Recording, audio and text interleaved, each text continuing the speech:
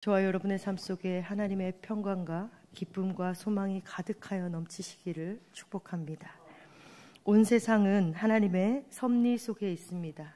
내 마음에 들지 않는다고 해서 하나님을 피하려고 해도 하나님을 피해 살 수 있는 곳은 그 어디도 없습니다. 교회는 하나님을 따르는 공동체이지요. 그러나 오늘의 교회는 하나님보다 내 마음을 더 따르는 것 같습니다. 그래서 내 마음에 들지 않으면 하나님을 떠나기도 하지요. 그러나 교회는 하나님의 뜻을 끝까지 따르는 공동체입니다.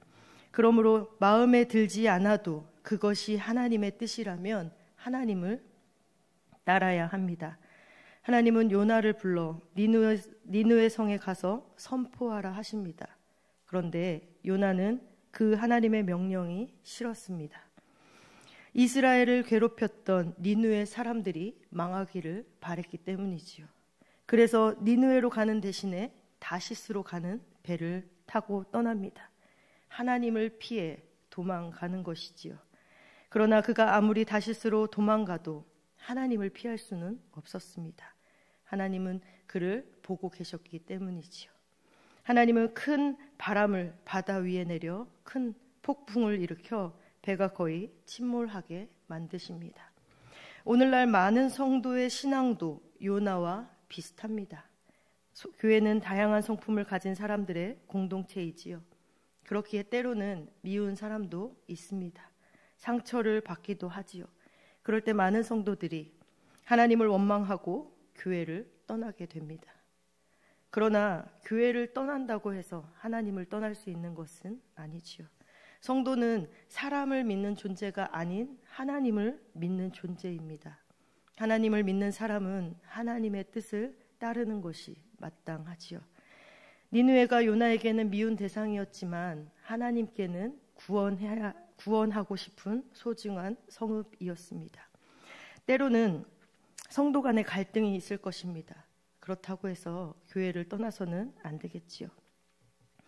교회를 떠나는 것이 지금 당장의 문제는 해결되는 것 같아 보이지만 갈등은 그렇게 해결되는 것이 아니기에 여전히 존재합니다. 하나님이 보고 계십니다. 교회를 떠난다고 해서 피할 수 있는 것은 없습니다.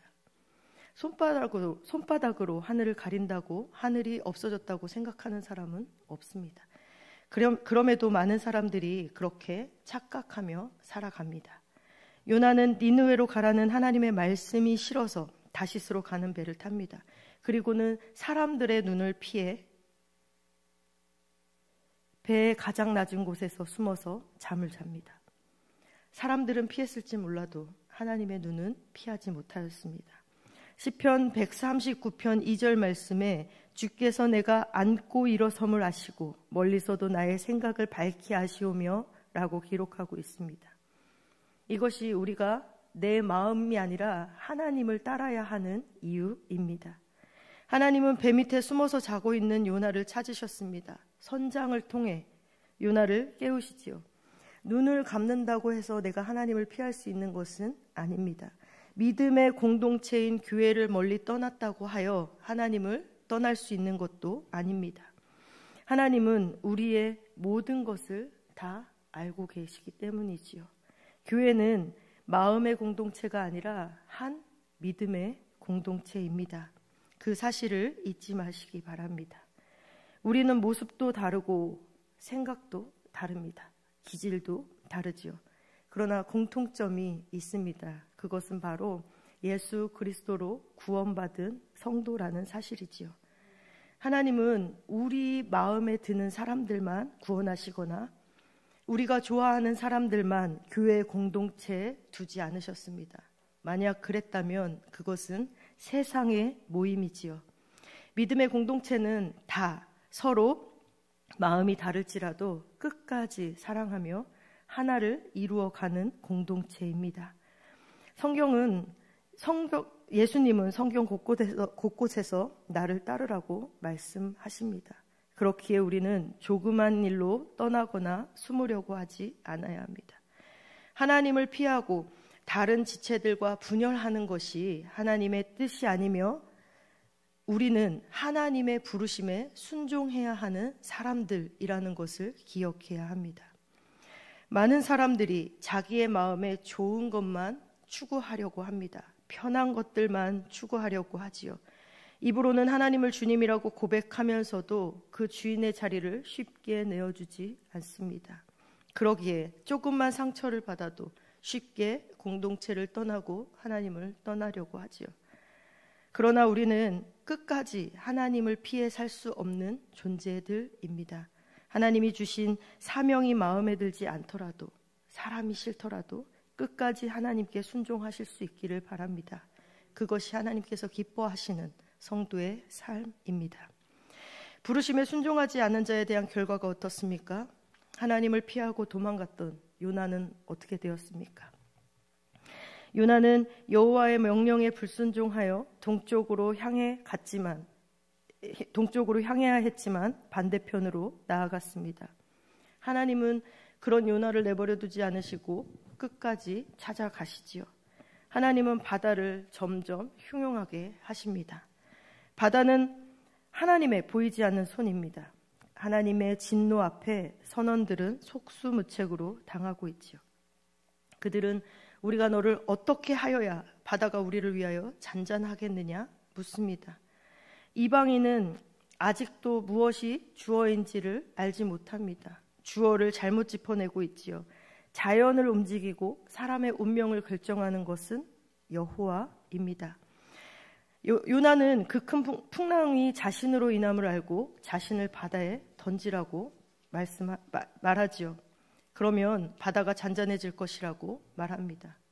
이제 그는 만물의 주인이신 하나님을 그가 피할 수 없다라는 것을 깨닫게 된 것입니다. 요나는 결국 자신을 포기하지 않으시는 하나님께 항복하였습니다. 하나님은 소명받은 사람을 놓지 않으십니다. 때로는 폭풍을 보내셔서 하나님의 위엄을 보이기도 하시고 때로는 물고기를 예비하셔서 권능과 자비를 알게 하기도 하십니다. 자신을 바다에 던지라는 요나의 요청에도 불구하고 사람들은 말을 듣지 않습니다. 그들은 힘써 노를 저어 육지로 돌리고자 했습니다.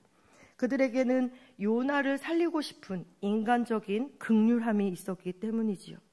이것은 니느웨 백성이 싫어서 니느웨 백성이 회개하고 용서받는 것을 싫어해서 하나님을 피해 도망하기까지 한 요나의 모습과는 반대의 모습이기도 합니다. 목숨을 건 선원들의 노력에도 불구하고 13절 말씀에 그들을 향하여 점점 거칠어지고 있다라고 표현하고 있습니다. 하나님에 대한 그들의 두려움도 점점 커져가고 있지요. 사람은 여호와를 대항할 수 없습니다. 요나도 여호와를 피해서 살아갈 수 없었지요. 사람들은 드디어 여호와의 이름을 불렀습니다. 요나 때문에 자신의 생명을 헤아질 말 것을 간절히 구합니다. 폭풍이 시작될 때에 그들은 각각 자기의 신을 불렀습니다. 그러나 이제는 만유의 주제이신 여호와를 찾고 있습니다. 하나님이 보내신 폭풍을 인하여 사람들은 모호하고 왜곡된 신에게서 분명히 실제하시는 여호와께 돌아가고 있는 것을 알 수 있습니다. 선원들은 요나를 들어서 바다에 던졌습니다. 그러자 바다가 뛰노는 것이 곧 그치게 되죠. 바다는 더 이상 그들을 괴롭히지 않았습니다. 자연은 스스로 움직이는 것이 아닙니다. 인생의 주어가 하나님이시듯 만물의 주어도 하나님이십니다. 모든 만물은 하나님의 뜻대로 움직이며 하나님이 원하시는 대로 반응하십니다. 하나님은 바다를 사용하셔서 하나님의 뜻을 성취하신 것이지요. 잠잠해진 바다를 보고 선원들은 깨달았습니다. 그들은 여호와가 생사와 모든 만물의 주인이심을 직접 눈으로 확인하게 된 것이지요. 신앙은 하나님을 아는 것이며 알면 곧 경외심을 불러일으키기도 합니다. 어리석은 죄인은 권력과 물질의 힘을 숭배하지만 지혜로운 의인은 만물의 조성자이시자 주관자이신 여호와를 두려워하는 것입니다. 파도타기 선수들이 높은 파도를 잘 타는 비결은 그 파도에 나의 몸을, 내 자신을 맡기는 것입니다. 몸의 힘을 빼는 것이지요. 인생의 고난의 파도를 극복하는 길은 이와 같습니다. 우리의 인생에 힘을 빼고 하나님께 우리 자신을 맡기는 것이지요. 우리의 힘으로는 그 파도를 넘어갈 수 없습니다. 혹 고난의 파도를 만날 때에 인간적인 노력부터 기울이는 것이 아니라 먼저 우리의 인생의 주인 되시는 하나님을 찾으시고 겸손히 그 하나님께 맡기실 수 있기를 바랍니다. 여호와께서 큰 물고기를 예비하셔서 요나를 삼키게 하셨습니다. 요나는 그곳에서 죽지 않고 3일 밤낮을 지내게 되지요. 요나는 고난을 통해 하나님을 구체적으로 알아가게 되고 또 하나님을 체험하게 되어집니다. 하나님은 관념적이거나 형이상학적인 존재로 머물지 아니하시고 우리 삶에 개입하시고 소명을 주시며 그것을 날마다 이루어 가시는 분이십니다. 뿐만 아니라 하나님은 우리의 인생이 주 앞에 서는 날까지 우리를 인도하시고 지키시는 분이십니다. 지키시는 것뿐만 아니라 우리를 자라게도 하시지요. 그리스도의 장성한 분량에 이르기까지 우리를 성숙하게 하십니다. 그렇기에 주님은 우리의 인생 가운데 고난의 파도를 보내시는 것입니다. 불순종의 길을 가는 성도들을 붙잡아서 바른 길로 가게 하시는 것이지요. 불순종의 길을 가던 요나를 결국 파도에 던지신 것처럼 말입니다. 그런데 하나님은 그를 위해 은혜를 예비하셨습니다. 자신의 잘못을 깨달은 요나를 보시고 은혜를 베풀어 주시는 것이지요. 나의 인생이 고난 중에 있다고 생각이 드시면 포기하지 않으시고 주님께서 주실 그 은혜를 사모하며 주님 앞에 나아가실 수 있기를 바랍니다. 그러면 고난의 파도를 넘어 주님이 주시는 그 은혜를 충분히 풍성히 누리게 될 것입니다. 사람이 어려운 일을 당할 때에는 자신을 잘 보지 못합니다. 환경을 탓하고 다른 사람의 문제를 보게 되지요. 나아가 하나님을 원망하게 됩니다. 하지만 인생의 고난의 파도를 만났을 때 먼저 나 자신을 돌아볼 수 있기를 바랍니다. 그리고 나의 힘이 아닌 능력이 아닌 하나님을 겸손히 의지하실 수 있기를 바랍니다. 아무리 능력이 뛰어난 사람이라 할지라도 고난 앞에서는 어쩔 도리가 없습니다. 인생이라는 바다의 일렁이는 고난의 거친 파도를 우리의 힘과 능력으로는 감당할 수 없습니다.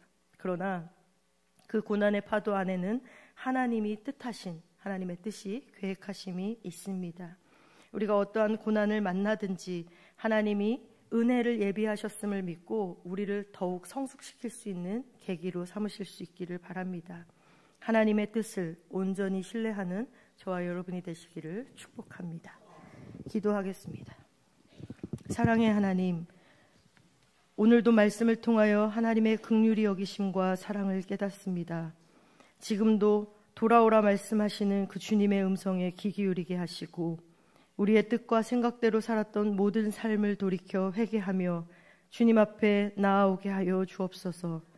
우리 자신이 원하는 욕망과 제약을 고집하지 않게 하시고 하나님보다 나를 더 사랑하지 않게 하시며 모든 것이 하나님께로부터 왔음을 인정하고 하나님의 음성 듣기를 즐거워하며 나의 삶의 주인이 중심이 오직 하나님이심을 고백하는 삶이 되게 하여 주옵소서.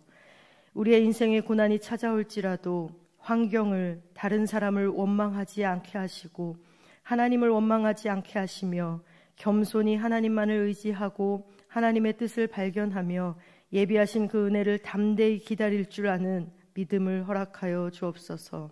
4월 많은 교회의 행사와 대신방이 있습니다. 사모하여 참여하는 하나님의 자녀들에게 크신 은혜와 사랑을 더하여 주시옵고 지키시고 인도하시는 하나님의 은혜가 매 행사 가운데 넘치게 하여 주옵소서. 정성을 다하여 준비한 1,000번제와 귀한 감사의 예물을 하나님께 올려드립니다. 하나님 주신 은혜를 깨닫게 하시고 하나님의 사랑을 알아가게 하시며 하나님의 거룩함이 우리의 삶 가운데 드러날 수 있도록 인도하여 주옵소서. 감사드리며 예수님의 거룩하신 이름으로 기도합니다. 아멘. 하늘에 계신 우리 아버지, 아버지의 이름을 거룩하게 하시며 아버지의 나라가 오게 하시며 아버지의 뜻이 하늘에서와 같이 땅에서도 이루어지게 하소서. 오늘 우리에게 일용할 양식을 주시고 우리가 우리에게 잘못한 사람을 용서하여 준 것 같이 우리 죄를 용서하여 주시고 우리를 시험에 빠지지 않게 하시고 악에서 구하소서. 나라와 권능과 영광이 영원히 아버지의 것입니다. 아멘.